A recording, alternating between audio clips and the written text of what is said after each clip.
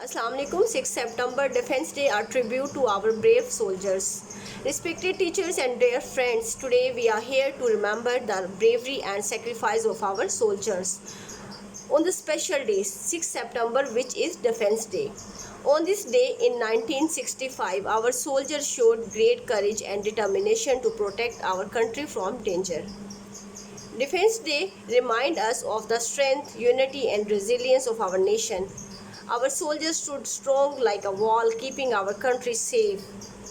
Their bravery teaches us that we can face any challenge if we stand together. Let's promise to always support our country, follow its values, and work for its progress. May Pakistan always be safe, peaceful, and prosperous. Thank you. Take care.